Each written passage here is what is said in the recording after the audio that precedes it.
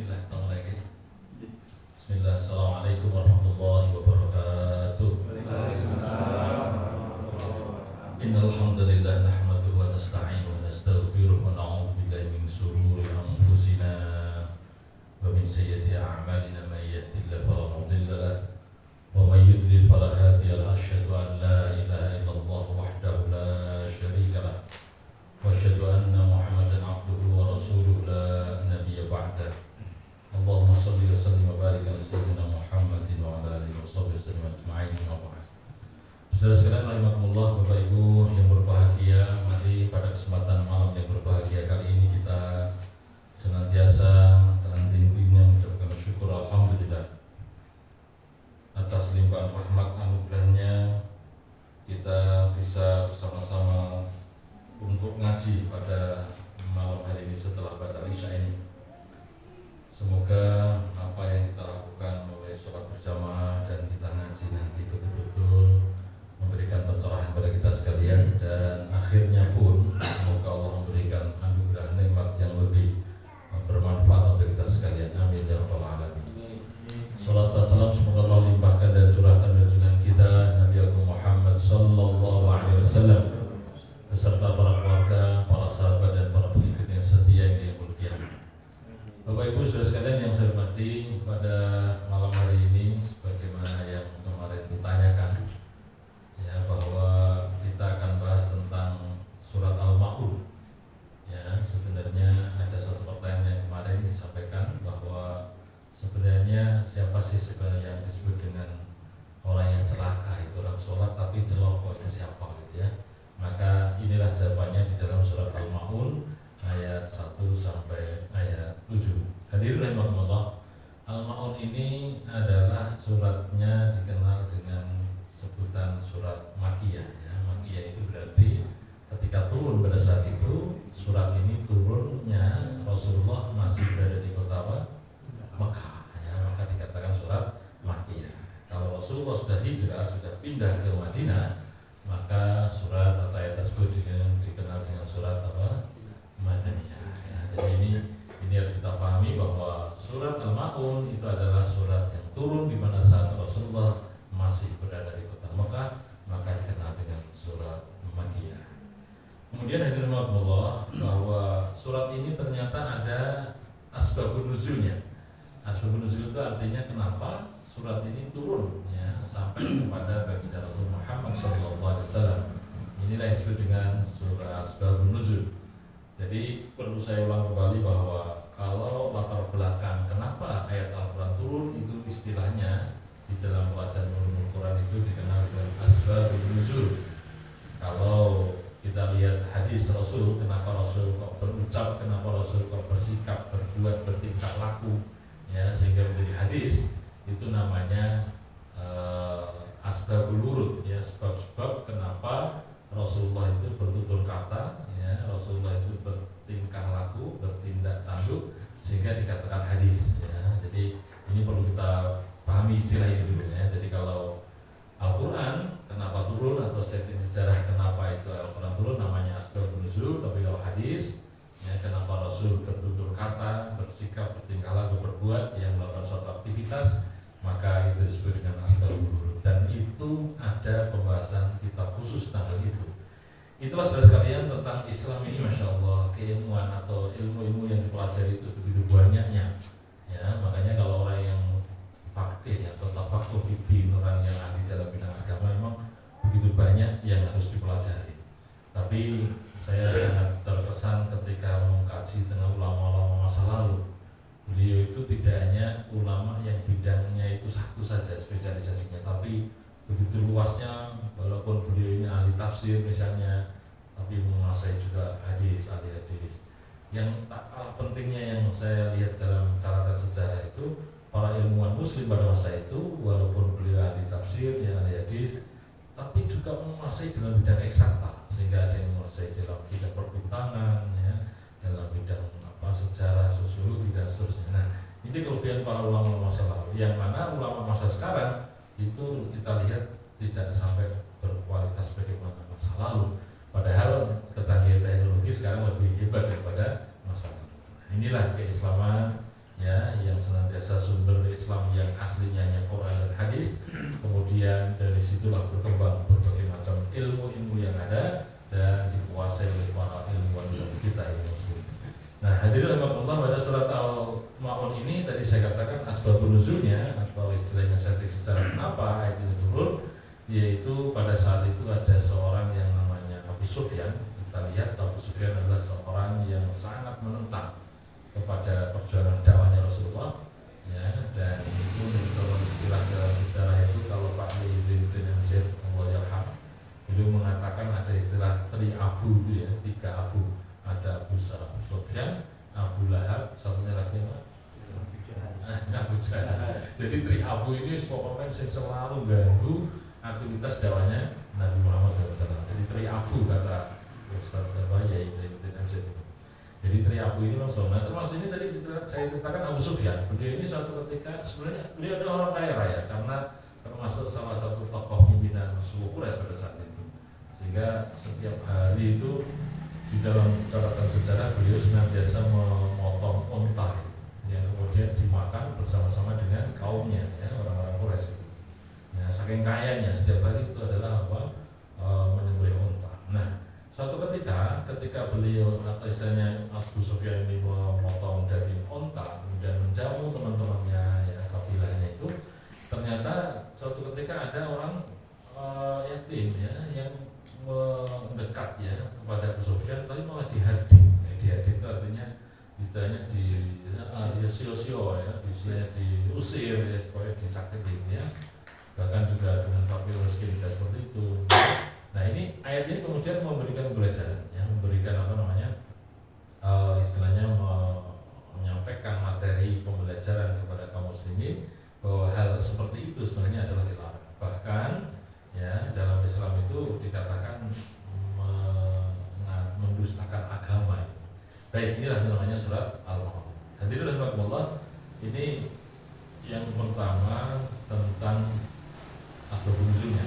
Ada lagi asbabun yang kedua yaitu ayat-ayat yang di bawahnya menceritakan tentang seorang munafik atau orang munafik ini menjalankan pelajaran atau istilahnya materi keagamaan tapi bukan karena Allah Subhanahu wa taala, ya. Dia ini adalah selalu ingin dipuji atau istilahnya kalau dalam bahasa Jawanya itu yang pamer dalam beribadah, ya. Kalau dalam bahasa agama kita namanya apa? Riya, ya, riya gitu, ya. Jadi ada Pak orang munafik seperti itu, dan yang namanya orang munafik itu sejak zaman dulu Rasulullah sampai sekarang pun ya masih ada, ya. Tapi ini semoga kita terhindar dari yang itu.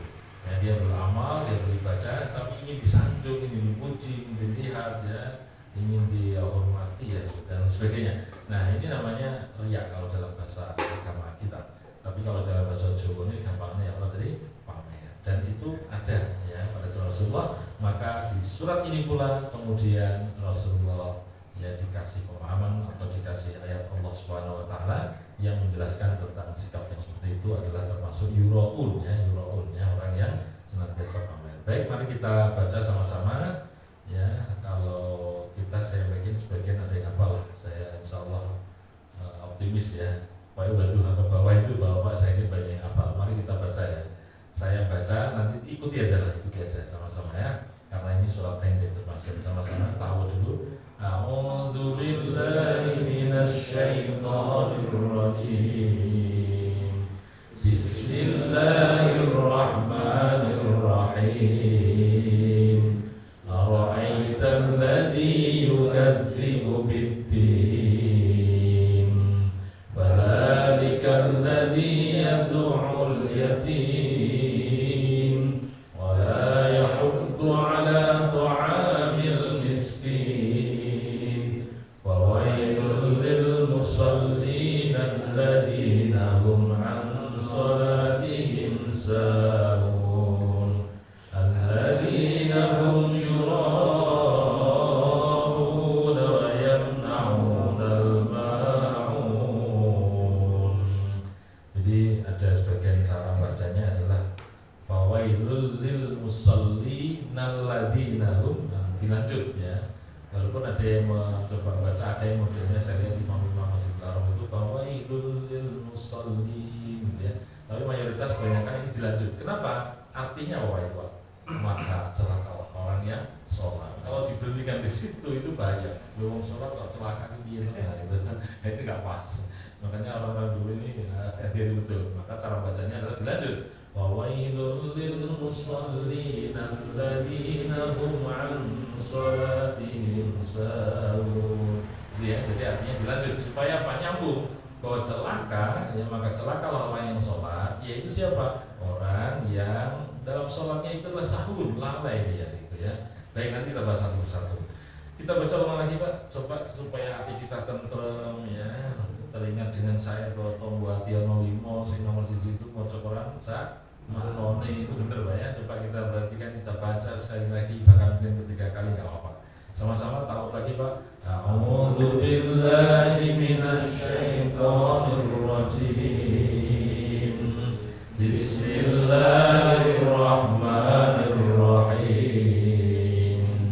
Ara'aital ladzi yukadzibu bid-din, fadzalikal ladzi yad'ul yatim, wa la yahuddu 'ala ta'amil miskin, wa wailul lil musallin alladzina hum 'an salatihim sahun, alladzina hum yura'una wa yamna'una al-ma'un. Jadi itulah Pak nikmatnya kita baca Al-Quran ya. Dan betul-betul karena ini adalah kalam Allah, ini adalah firman-Nya Allah, ya hanya sedang kita baca saja itu connect semua Pak. Apa? Yaitu yang namanya piranti spiritual kita ya, di dalam diri sanubari kita nyambung connect. Makanya ada yang perlu dicoba itu ketika mungkin kita punya anak yang masih suci ya, masih suci itu terutama balita itu. Ya itu coba aja lah direngeng-rengeng atau istilahnya dinabubukan dengan apa? Baca Quran Pak. Saya yakin insya Allah tenang, tentrem gitu ya, seneng itu. Bahkan ketika nangis kejer itu misalnya, dicoba aja dibacakan, nanti akan diam gitu ya. Ya kalau masih suci ya, itu balita itu. Makanya kalau kita ini punya anak balita, mohon maaf ya, atau punya cucu mungkin ya, itu repot susahnya ketika kita ingin ngomong mereka itu, tolong jangan kita kasari Pak. Kita harus betul sabar karena mereka itu masih suci dan masuk surga ini lebih cepat daripada daripada kita Pak ya. Kita ini sudah usia dewasa, dosanya wah banyak sekali gitu ya. Tapi kalau mereka ini masih suci ya, nakalnya atau rewelnya sebenarnya kita harus sabar ya, kita harus sabar. Baik Mas hormati, ini coba bisa jadi kita coba kita latih ini ya. Saya coba ini tempat saya ini ada balita ini usia berapa itu sangat apa ya, kita lihat aja anak-anak sukses seperti itu kan nyenang ya Pak, gemes gitu loh, karena mereka masih suci ya. Istilah gambar ini kita masih seneng lah melihat mereka itu karena mereka masih suci, yang masih ada pancaran ilahi. Nah kita biasakan itu anak-anak seperti itu untuk apa, kita renung-renung atau kita dengarkan apa Al-Quran ini. Baik, mari kita baca sekali lagi Pak ya, sama-sama ta'awudz dulu.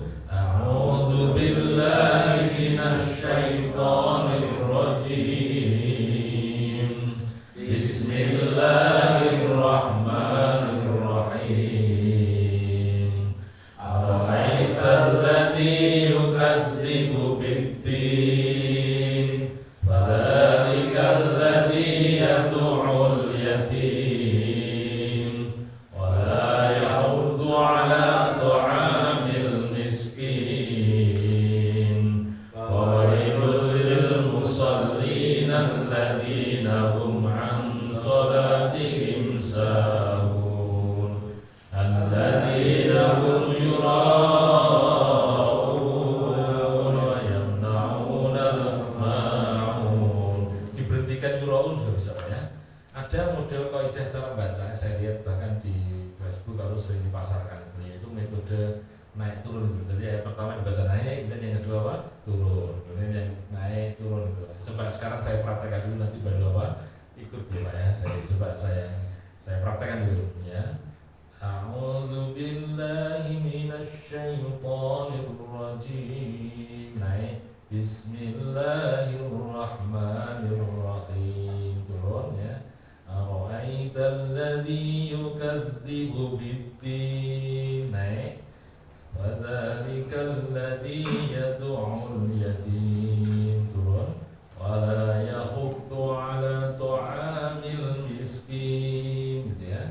وويل للمصلين الذين هم عن صلاتهم ساهون الذين هم يراءون ويمنعون الماعون. Baik, tapi karena memang saya belum menguasai itu ya, jadi masih gadok juga Pak ternyata kalau saya ikut-ikutan. Nah, oleh karena itu kita yang alami seperti biasa saja ya. Coba sekali lagi, tapi yang biasa aja Pak, ternyata agak repot naik turun karena belum menguasai itu ya. Tapi ada yang ahli Pak Ustadz, siapa yang saya lihat bahwa ini pintar sekali dengan bikinnya, yaitu dengan mempromosikan kalau kita sebagai suami, sebagai laki-laki ya, jadi imam, ayolah kita imami keluarga, promosinya begitu, yaitu dengan nada yang sangat indah gitu ya, naik turun. Tapi ternyata saya coba ya pas ya. Coba kita baca sekali lagi tapi yang biasa aja Pak ya. A'udzu billahi minasy syaithanir rajim. Bismillahirrahmanirrahim. Ara'aital ladzi yukadzibu bid-din wa dzalikal ladzi yad'ul yatim wa la yahuddu 'ala ta'amil miskin wa wailul lil musallin alladzina hum 'an salatihim sahun alladzina hum yura'una wa yamna'una al-ma'un. Baik, sekalian saya hormati, ara'aital ladzi yukadzibu biddin ya, biddin. Ara'aita, tahukah engkau, alladzi, orang yang yukadzibu, mendustakan biddin, yaitu dengan hari pembalasan ya. Jadi tahukah engkau ya, siapa sih sebenarnya yang mendustakan tentang hari kiamat itu, tentang hari pembalasan ya. Yang jelas surat ini kalau saya lihat membaca, saya pernah baca latar belakang ormas Islam berdiri yang namanya Muhammadiyah itu Pak, ormas Islam Muhammadiyah, ormas yang terbesar di kedua setelah NU ya. Jadi ini menjadi filosofinya surat ini Pak. Kenapa kemudian Muhammadiyah itu amal usahanya mulai dari panti asuhannya, kemudian pendidikannya dan seterusnya berkembang pesat. Itu filosofinya dari surat ini ternyata ya. Nah, itu nanti silakan dibaca itu. Kita lihat sejarah ormas Islam berdiri itu diantaranya ada latar belakang atau ayat yang mendasarinya sehingga menjadi suatu gerakan yang sifatnya nasional seperti Muhammadiyah itu. Baik, tahukah engkau orang yang yukadzibu biddin, yaitu orang yang mendustakan hari pembalasan, yang mendustakan hari kiamat ya, atau istilahnya di sini ada yang mengatakan begitu, tapi ada yang maknanya juga, tahukah engkau orang yang mendustakan daripada agama ini ya. Coba mari kita baca tafsirnya. Ara'aita hala dzalikal ladzi yukadzibu bil ba'tsi wal jazaa ya. Jadi tahukah engkau siapa sih orang yang mendustakan al-ba'ats, itu artinya hari kebangkitan, wal jazaa dan hari pembalasan ya. Kata-kata ad-din kalau kita lihat dalam tafsir ini, tafsir ringkas adalah yukadzibu bil ba'tsi wal jazaa, yaitu orang yang mendustakan daripada hari kebangkitan dan yang mendustakan hari pembalasan. Siapa itu? Ini sebuah pertanyaan tapi tidak harus kita jawab. Kita yakini saja memang itulah Quran atau kalam ilahi ini betul-betul mempunyai metode, mempunyai cara bagaimana memahamkan kepada umatnya, kepada diri kita ini. Makanya kalau dalam dunia pendidikan, kalau kita mempelajari tentang isi Al-Quran betul-betul Pak, itu begitu banyak cara mendidik ya, mengajarkan dengan teori yang berdasarkan metodologi Quran itu betul-betul ujar. Ya, salah satunya seperti ini, metode pertanyaan ya. Kemudian kita bisa memahami bahwa ternyata ada sebuah pertanyaan yang harus kita jawab. Atau kita lihat misalnya teori mendidik anak, bagaimana Nabi Ibrahim akan menyembelih Nabi Ismail yang sudah kita bahas di bab yang lalu itu. Ternyata kan dialogis betul itu antara seorang bapak dengan anak itu. Ya, kita ini kadang-kadang sebagai orang tua, mohon maaf, ada kekurangan kita, apa itu? Kurang dialogis dengan anak kita, kurang mempraktekkan bagaimana selalu berdialog dengan anak kita. Padahal itu penting, ya, penting sekali Pak. Nah ini supaya kita ini dekat, akrab dengan anak kita, berarti kita harus sering berdialog dengan mereka. Baik, ini metodologi yang sungguh sangat luar biasa Allah contohkan di dalam ayat ini. Tahukah engkau siapa sih sebenarnya yang mendustakan hari kebangkitan? Tahukah engkau sebenarnya siapa sih yang mendustakan ada jaza itu? Jaza itu ada hari pembalasan. Siapa sebenarnya mereka itu? Ya. Jadi baik Bapak saudara-saudara ibu yang saya hormati, kita perlu tahu bahwa rukun iman Ya, rukun iman yang kelima itu adalah harus beriman kepada apa? Hari kiamat. Hari kiamat itu tidak hari kiamat toh sebenarnya. Rentetannya tentang hari kiamat itu sejak proses sebelumnya, kemudian setelahnya itu harus kita imani. Ya, harus kita imani mulai dari yang namanya hancurnya dunia gitu kan. Bahkan mulai tanda-tanda kiamat itu apa saja, kita harus mengimani itu gitu kan. Apalagi kalau kita lihat dalam hadis Rasulullah SAW itu ada hadis-hadis yang sifatnya futuristik. Futuristik itu artinya hadis yang bersifat menyampaikan masa yang akan datang yang belum terjadi. Ya, zaman Rasulullah belum terjadi, tapi sekarang sudah terjadi, gitu kan. Itu namanya hadis yang sifatnya futuristik. Jadi hadis yang sifatnya, kalau mungkin bahasa orang yang enggak benar mengatakan ramalan gitu ya. Tapi menurut kita itu tidak. Tapi itu adalah nubuah. Rasulullah menyampaikan sesuatu yang dulu belum terjadi tapi sekarang sudah terjadi. Nah, jadi itu namanya tanda kiamat ya, tanda-tanda akhir zaman itu Rasul sudah menyampaikannya, dan itu terangkum dalam hadis, kumpulan hadis, yaitu dalam kitab apa istilahnya kajian namanya hadis futuristik, hadis yang membahas tentang masa-masa depan. Makanya ketika ada salah satu tokoh, mohon maaf tidak usah saya sebutkan, yang menyampaikan bahwa ada orang bisa meramal masa depan, yang sebenarnya adalah nggak pas itu. Bukan ramalan, ini memang hadis Rasul, nubuah ya, nubuah tentang keislaman ini. Jadi yang namanya rentetan perjalanan akhir zaman ya, sebelum terjadinya kiamat, kemudian terjadilah kiamat, kemudian setelah kiamat dan seterusnya, kita ini harus beriman, harus mengimani.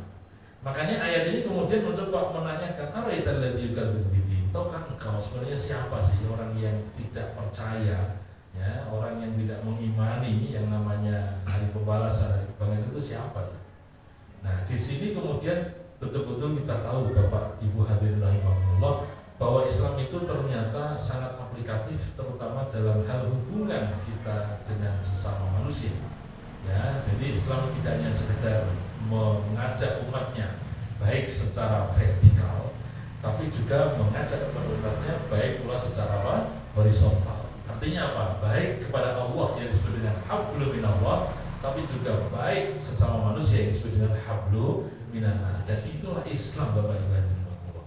Jadi jangan sampai kita asik menjalankan ibadah sholat ya, bahkan bisa berjamaah misalnya, tapi nggak peduli dengan lingkungan ya, kita nggak baik dengan sesama, itu nggak tepat, nggak pas, dan itu bukan ajaran Islam yang tepat, yang benar ya. Kita kepingin menjadi manusia yang betul-betul kapah dalam berislam, artinya adalah baik kita dengan Tuhan Allah Subhanahu wa taala ya, tapi juga baik dengan lingkungan kita, baik dengan sesama kita. Makanya dalam ibadah yang namanya sholat, mohon maaf kalau kita maknai secara ibadah, sholat itu kan komunikasi kita dengan Allah, ibadah kita dengan Allah secara intensif dan bahkan dialogis sebenarnya. Itu ya sholat itu Bapak sekalian saya hormati. Tapi ingat, sholat itu tidak hanya sekedar hubungan vertikal hablum minallah saja, tapi kita maknai lebih jauh lagi. Sholat ternyata juga berefek kepada bagaimana kita bersosial, bermasyarakat, bertetangga, berlingkungan. Ya, karena apa? Dalam ayat dikatakan bahwa innas sholata tanha 'anil fahsya wal munkar. Ya, sesungguhnya orang yang sedang menjalankan sholat itu berarti orang tersebut harus betul-betul bisa menahan perbuatan fahsya, keji, ya, wal munkar, dan perbuatan mungkar.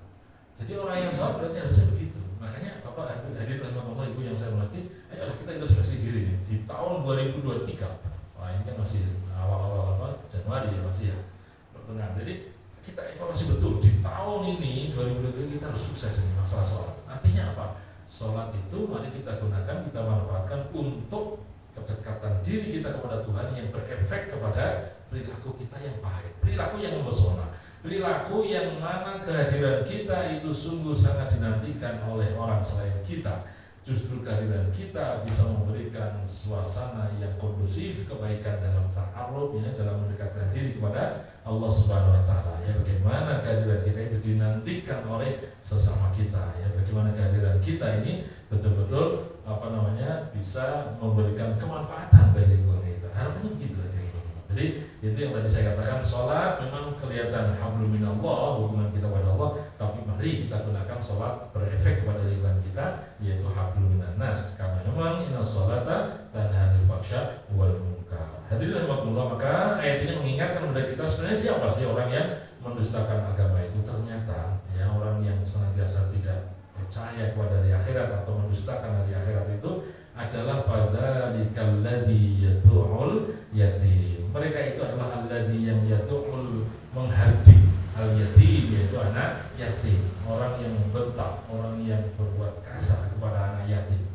Ya, yaitu siapa? Fadzalika alladzi yad'u al yatim alladzi mata abuhu, yaitu orang yang menolak atau menghardik anak yatim tadi, yang namanya anak yatim itu adalah mata abuhu, yang mana telah meninggal bapaknya. Bahwa sohir, padahal dia adalah masih kecil.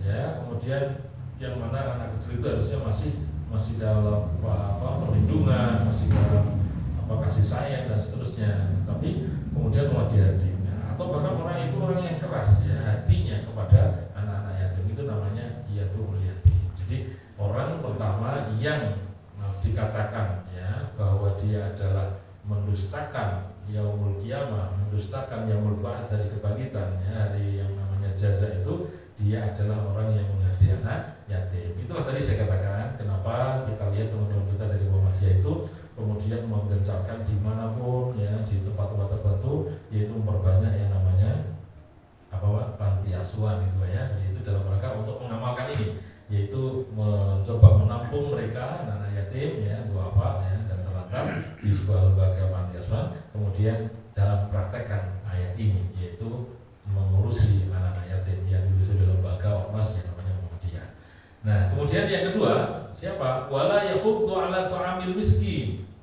Yang dimaksud dengan yukadzibu biddin, yang dimaksud dengan orang yang mendustakan agama atau mendustakan yaumul ba'ats itu tadi, ya, dia adalah yahuddu ala ta'amil miskin. Wala yahuddu, yaitu orang yang tidak mau menganjurkan, tidak mau memberi, ala ta'amil miskin, yaitu memberi makanan kepada orang-orang miskin. Jadi orang yang tidak mempraktekkan beramal sedekah ya untuk fakir miskin, itu termasuk yang kedua. Jadi orang yang disebut dengan yukadzibu, yang kedua adalah orang yang tidak mau memberikan ya makanan kepada orang-orang miskin. Nah, hal inilah saya kira kita lihat sekarang sudah sangat marak sekali, bahkan menjadi suatu yang amalan luar biasa menurut kita ya, bahwa sudah ada istilah yang namanya Jumat apa ini kan, dari Jumat ya, Jumat berkah itu ya. Jumat berkah itu di musim mana sekarang itu alhamdulillah sampai habis Jumatan ada makannya bareng-bareng gitu ya, atau bahkan sebelumnya sudah disiapkan oleh ibu-ibu. Saya khotbah di tempat-tempat tertentu itu biasanya ibu-ibunya yang menyiapkan itu sebelum semua tentu ramai sekali ya, menyiapkan tempat nasi itu ya, kemudian habis Jumatan bapak yang setelah Jumatan langsung bisa makan bareng-bareng. Ini dalam rangka Jumat. Ini dalam rangka untuk praktekkan ini ya, mempraktekkan untuk bagaimana supaya tidak yahuddu ala ta'amil, tidak menahan atau tidak memberi makanan miskin. Jadi artinya kita harus mencoba untuk membiasakan ya, untuk memberi makan ya, beri makan. Baik, maka saya teringat hadirin Allah bahwa suatu ketika Rasul itu hijrah menuju ke Yasrib ya. Yasrib itu apa? Kota sebelum Madinah ya. Jadi Nabi Muhammad setelah sampai di Yasrib itu baru berubah kotanya menjadi Madinah Al-Munawwarah, yaitu kota yang mendapatkan terangan cahaya ilahiyah. Ya, tapi awalnya itu namanya Yasrib, Pak. Ya. Jadi ketika Rasulullah itu hijrah dari Mekah menuju ke Yasrib, saat itu Rasul bersabda di depan kaum Yasrib, yaitu dengan mengatakan ayuhan nas, wahai manusia. Ya, ayuhan nas itu artinya wahai manusia. Yaitu apa? Yang pertama nasihatnya beliau adalah afsus salam. Afsus salam itu artinya apa, Pak? Sebarkanlah salam. Ya, praktekkanlah ucapan salam. Salam kita hadirin Allah itu membuat yang namanya orang Yahudi pada saat itu iri. Karena salam kita itu indah sekali, Pak. Kita ini kalau mengucapkan salam, Bapak sekalian yang saya hormati, kalau ngerti maknanya, artinya betul-betul sungguh sangat luar biasa. Kenapa kemudian kita tidak menjawab salam tersebut gitu kan? Eman, karena makanya hukumnya kalau dalam tata cara pergaulan Islam itu orang menjawab salam hukumnya apa? Wajib gitu ya, wajib. Jadi wajibnya mohon maaf Pak, itu ketika berdua begini Pak ya. Tapi kalau seperti ini, saya salam misalnya, Bapak misalnya yang jawab hanya sebagian, itu sudah gugur kewajiban apa? Menjawab salam, tidak harus semuanya. Tapi kalau misalnya semuanya kompak, apa bagus ya. Tapi kalau misalnya ada yang tidak jawab, itu nggak terbebani dosa daripada apa? Jawab salam tadi. Artinya apa? Ya istilahnya sudah diwakili oleh beberapa orang tadi. Nah, oleh karena itu kita perhatikan salam itu kan doa Pak ya. Salam itu doa. Assalamualaikum itu artinya adalah semoga, assalam itu artinya keselamatan, kedamaian, ketentraman. Alaikum untuk kalian semuanya. Ya, kata-kata kum dalam bahasa Arab sebenarnya untuk banyak orang, tapi dalam rangka untuk menghormati walaupun satu orang tetap assalamualaikum. Kalau misalnya satu harusnya bagaimana? Assalamualaikum harusnya. Assalamualaikum ya Rasulullah misalnya gitu ya. Jadi kalau kita lihat berjanji itu ya atau sebutullah itu biasanya kata assalamualaikum. Jadi kait artinya engkau ya Rasulullah. Ya, memang secara bahasa Arab harusnya begitu, tapi kita ini memprakteknya dalam bentuk penghormatan dan itu adalah merupakan kaidah dalam bahasa Arab. Maka kalimatnya walaupun satu orang tetap assalamualaikum. Artinya apa tadi? Yaitu semoga keselamatan, kedamaian, ketenteraman. Alaikum untukmu, atasmu wahai saudaraku kan ya. Terus apa Pak? Warahmatullahi wabarakatuh. Warahmatullahi itu artinya adalah semoga rahmatnya Allah, wabarakatuh dan berkahnya Allah pun juga untuk dirimu wahai saudaraku. Nah itu ya. Makanya tadi dalam hadis dikatakan ada itu bahwa orang Yahudi iri Pak, karena melihat salamnya kaum muslim itu lengkap dan indah sekali. Kemudian jawab kita Pak, waalaikumsalam warahmatullahi wabarakatuh. Waalaikum yaitu atas engkau juga wahai saudaraku.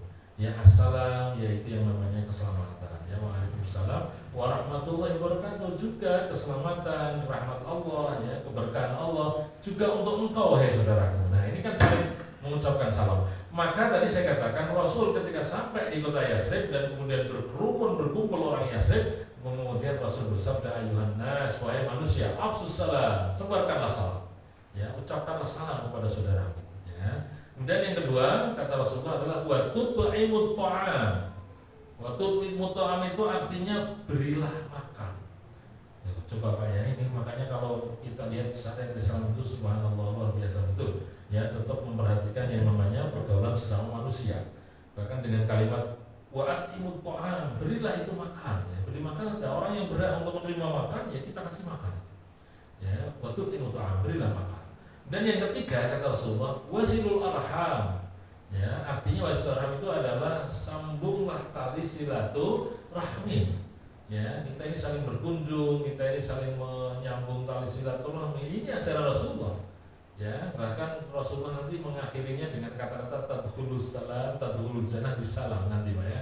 Coba kita lihat tadi yang pertama tadi apa? Afsus salam, sebarkan salam. Yang kedua apa tadi? Wa tut'imut ta'am yaitu memberi makan, ya berilah makan. Dan yang ketiga adalah wasilul arham yaitu apa? Sambunglah tali silaturahmi. Yang ketiga Pak, ini yang ketiga itu singkatan kalau ada repot. Apa itu? Wasallu bil laili wan nasu niyam. Nah, salatlah kamu di tengah malam yang mana manusia pada saat itu wan nasu niyam. Manusia sedang dalam keadaan apa? Tidur. Niyam itu kata-kata naum ya, melawan istilahnya muradifnya, sinonimnya itu adalah niyam. Naum niyam sama aja. Jadi sholatlah engkau di tengah malam yang mana manusia kebanyakan mereka adalah sedang apa? Tidur. Nah, kemudian apa kata Rasulullah? Berikutnya ditutup dengan kalimat tadkhulul jannah bisalam. Kamu akan masuk surga dengan selamat, gitu kan? Dengan keselamatan, dengan kedamaian, ketenteraman.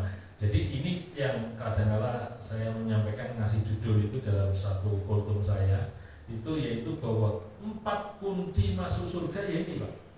Ya coba kita ulangi lagi 4 kunci masuk surga dengan kedamaian, keselamatan. Ya yang pertama tadi apa? Afsus salam. Apa artinya? Menebarkan salam. Kita sebarkan salam. Ya kemudian yang kedua apa?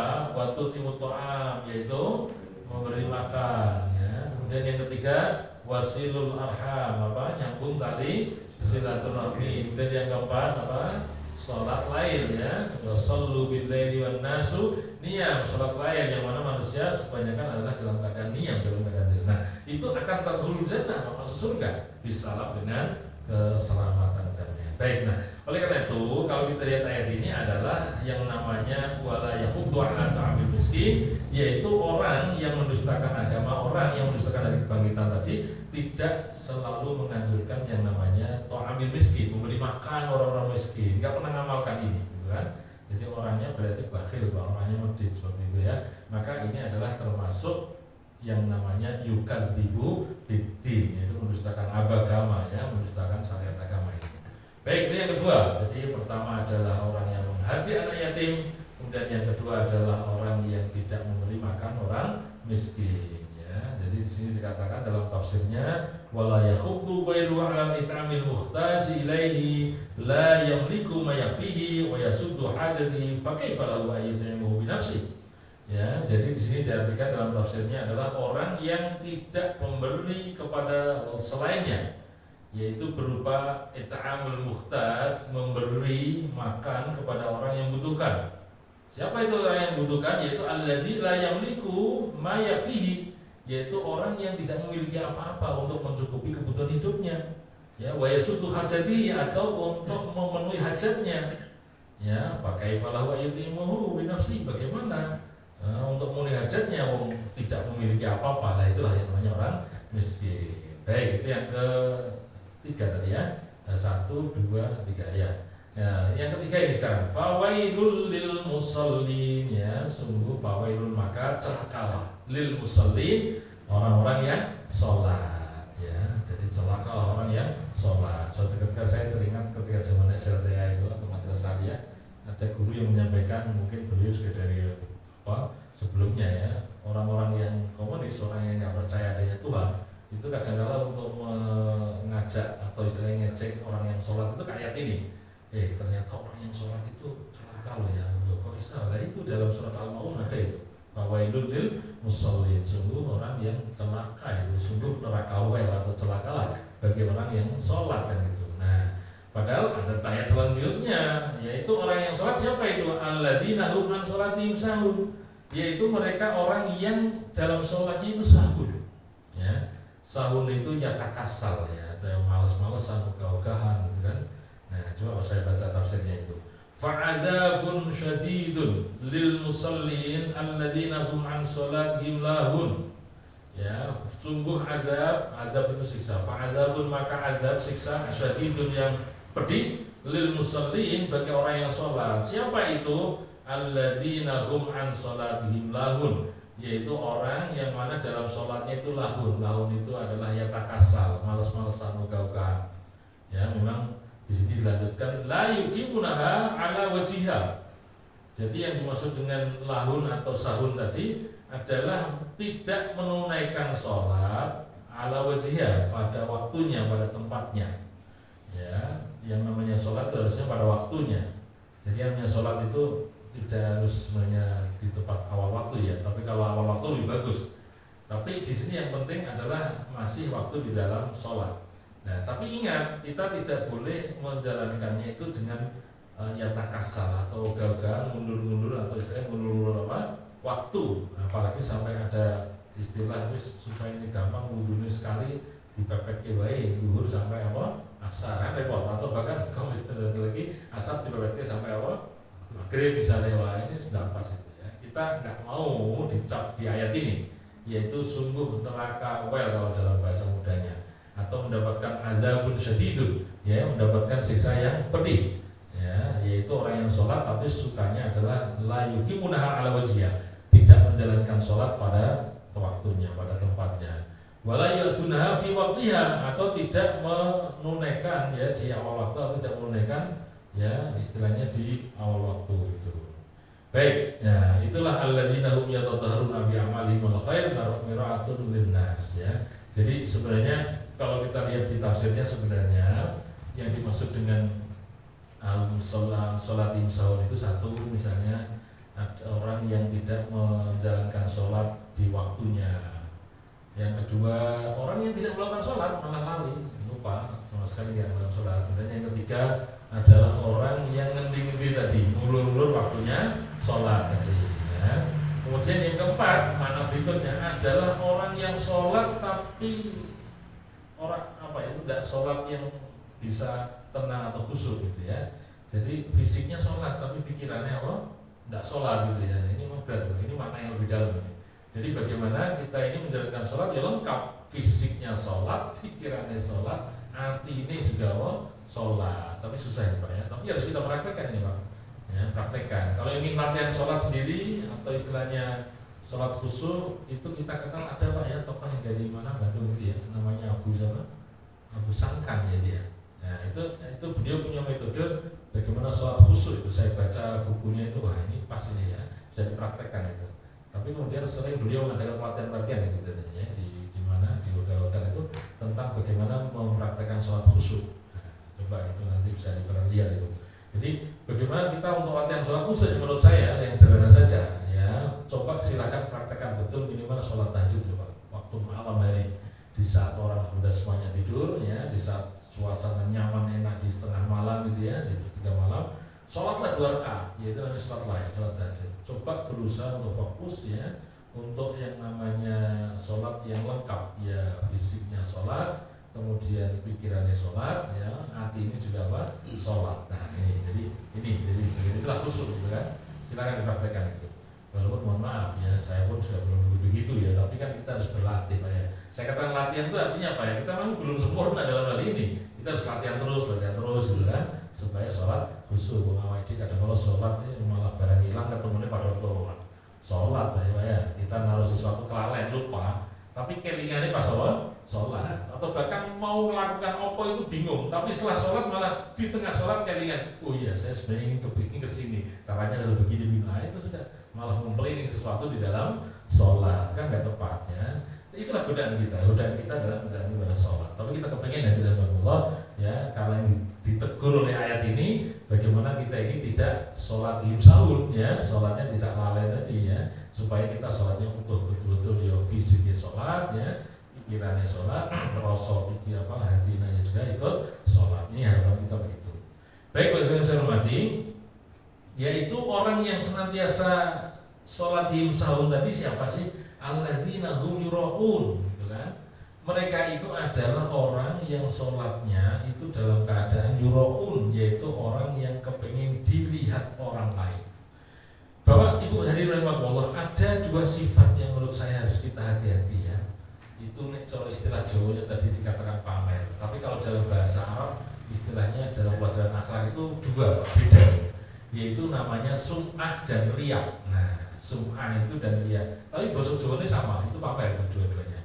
Sum'ah itu Pak, itu artinya adalah memperdengarkan amalan baiknya kepada orang lain supaya mendapatkan apa tadi? Pujian. Itu namanya sum'ah. Istilahnya aja yang beda. Tapi yang kalau Jawa ini sama, pamer itu aja. Sedangkan riya ya, itu adalah sama dengan ro'a, itu melihat. Artinya apa? Memperlihatkan. Kalau tadi apa? Memperdengarkan ya. Kalau sekarang itu memperlihatkan ya, amalannya itu, perbuatannya itu supaya orang melihat dan kemudian memujinya. Nah, pamer itu namanya. Dan itu dua-duanya nggak pas, nggak tepat. Bahkan kalau dalam hadis yang lain dikatakan itu termasuk syirik, tapi syirik apa? Kecil itu Pak ya. Syirik kecil. Artinya apa? Niat beribadah bukan karena lillahi ta'ala. Niat beribadah bukan karena Allah Subhanahu wa taala, tapi karena kepingin dipuji oleh orang lain, dilihat oleh Nah, tapi ini harus hati-hati Pak. Kadang-kadang itu dihinggapi oleh tidak hanya orang awam juga, para orang yang mungkin dikatakan Ustaz Pak Yai, kadang-kadang bisa juga diserang penyakit ini. Betul ya Pak? Iya, saya pun sudah ngaku ini. Kadang-kadang terbersit itu, oh yo paling pinter kamu yo. Imam ini ternyata suaranya paling apik ya, paling bagus. Aduh ini nyanyi Mas Setan itu pinter ya. Dan itu kadang-kadang terbersit juga, dan itu ketika itu kita harus fokus lagi. Kembali kepada ibadah kita adalah lillahi ta'ala ya. Godaan kita banyak sekali Pak. Baik, jadi mereka orang yang lalai dalam sholatnya, mereka orang yang istilahnya yatakasal fi sholatihim, yaitu senantiasa ogah-ogahan, malas-malasan itu dalam sholat, itu adalah mereka kebanyakan alladzina hum yura'un. Mereka adalah orang yang riya dalam sholatnya, dalam beribadah ya, dalam beramal-amal apapun juga itu dia ya. Makanya hadirin rahimakumullah, kita berkeinginan bagaimana ya ini terhindar dari kita. Nah, kemudian yang berikutnya adalah wayamnaun al-ma'un. Ya, wayamnaun al-ma'un itu adalah wayamnauna ay'arati ma la yadurru ya, ya'arad. Jadi orang yang senantiasa mencegah atau enggan, tidak mau gitu kan. Al-ma'un yaitu memberikan sesuatu yang dibutuhkan orang lain. Jadi sesuatu yang dibutuhkan. Jadi al-ma'un itu kalau dalam prakteknya dulu zaman Rasulullah itu yaitu meminjamkan misalnya barang-barang perkakas rumah tangga atau barang yang kita miliki. Makna lebih luas kalau sekarang kita maknai adalah menolak atau enggan, tidak mau memberikan apa yang dimilikinya kepada orang lain. Ya, padahal kita lihat misalnya ada teman saudara kita yang butuh apa gitu ya, kemudian jangan sampai kemudian kita tidak punya kepekaan tentang hal itu.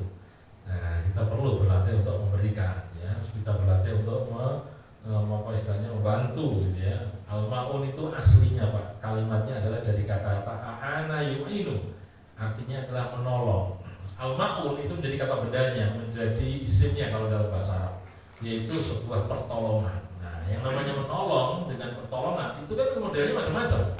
Bisa menolong dalam bentuk perbuatan fisik gitu ya, kita membantu fisik kita, atau dengan memberikan sesuatu yang dibutuhkan oleh teman kita, saudara kita dengan harta yang kita miliki, ya, atau memang apa istilahnya membantu memberikan solusi, ya, dalam persoalan hidupnya saudara kita. Nah, itu juga termasuk bagaimana kita menolong, ya. Sehingga orang yang disebut dengan yukadzibu bidin tadi, yaitu yang terakhir ayat ini ditutup dengan kalimat wa yamna'unal ma'un, yaitu orang yang enggan, tidak mau, menolak dia untuk senantiasa memberi pertolongan.